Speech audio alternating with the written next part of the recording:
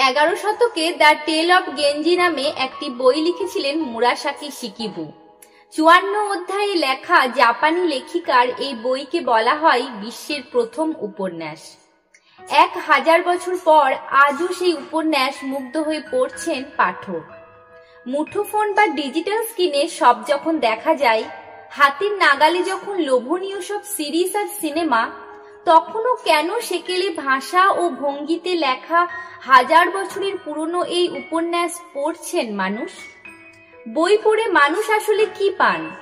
জ্ঞান, আনন্দ আর তৃপ্তি তো পাই, পাশাপাশি শারীরিক ও মানসিক উভয় স্বাস্থ্যেরই উপকার হয় বিস্তর।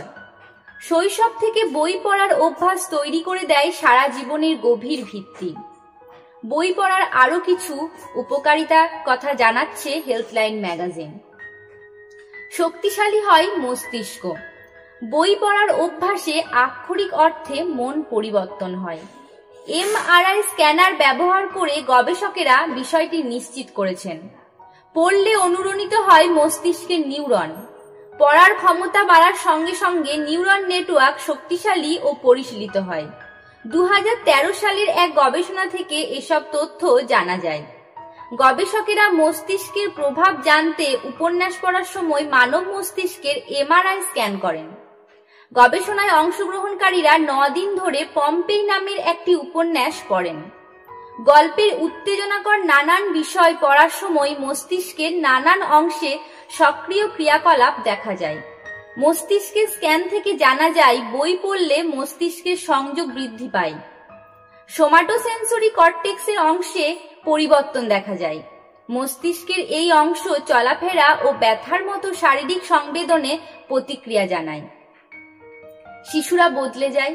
যুক্তরাষ্ট্রের ক্লিভল্যান্ড ক্লিনিকে চিকিৎসকদের পরামর্শ, সন্তানকে সঙ্গে নিয়ে বই পড়ুন। শৈশব ও প্রাথমিক বিদ্যালয়ে পড়ার সময় এমনটা করার পরামর্শ দিচ্ছেন চিকিৎসকেরা। একই সঙ্গে বই পড়ার মাধ্যমে শিশু ও মা বাবার মধ্যে উষ্ণ সম্পর্ক তৈরি হয়। বাড়িতে পড়ার অভ্যাস থাকলে স্কুলে শিশুর পড়া ও অন্যান্য কর্মক্ষমতা বাড়ে। তৈরি হয় যোগাযোগ দক্ষতা, বাড়ে আত্মসম্মান। বই শিশুর মস্তিষ্ককে ভবিষ্যতের জন্য তৈরি করে। বই পড়লে সহানুভূতি বাড়ে। গবেষণায় দেখা যায় যারা কথা সাহিত্য পড়েন, গল্পে থাকা বিভিন্ন চরিত্রের অভ্যন্তরীণ জীবনের খোঁজ রাখেন, অন্যদের অনুভূতি ও আবেগ তারা বেশি বোঝেন। গবেষকেরা এই ক্ষমতাকে থিওরি অব মাইন্ড বলেন।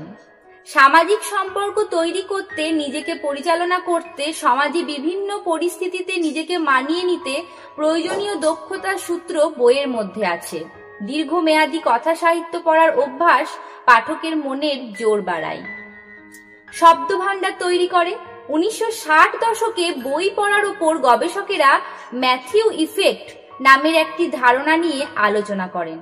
যেসব শিক্ষার্থী নিয়মিত বই পড়েন তারা নিজের অজান্তে ছোটবেলা থেকে ধীরে ধীরে বড় শব্দভাণ্ডার তৈরি করেন।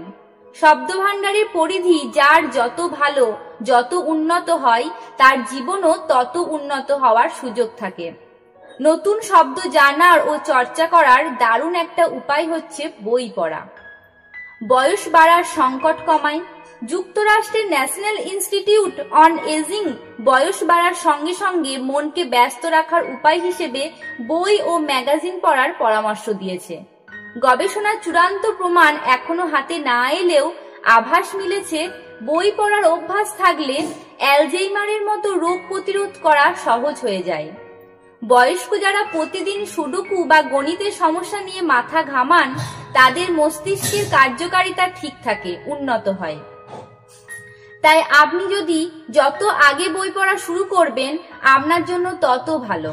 যুক্তরাষ্ট্রের রাস ইউনিভার্সিটির মেডিকেল সেন্টার 2013 সালে একটি গবেষণা চালায়, যেখানে বলা হয়েছে যারা সারা জীবন বই পড়ার মতো কার্যকলাপে যুক্ত থাকেন তাদের মস্তিষ্ক ডিমেনশিয়া আক্রান্ত ব্যক্তিদের চেয়ে ভালো থাকে। 2009 সালে যুক্তরাষ্ট্রের শিক্ষার্থীদের চাপের স্তর জানতে যোগব্যায়াম, কৌতুক ও বই পড়ার প্রভাব পরিমাপ করা হয়। সেই সমীক্ষায় দেখা যায় দিনে 30 মিনিট বই পড়লে রক্তচাপ ও হৃদস্পন্দন স্থির থাকে, মনস্তাত্ত্বিক সংকট কমে যায়। জীবনমান উন্নত করে বই।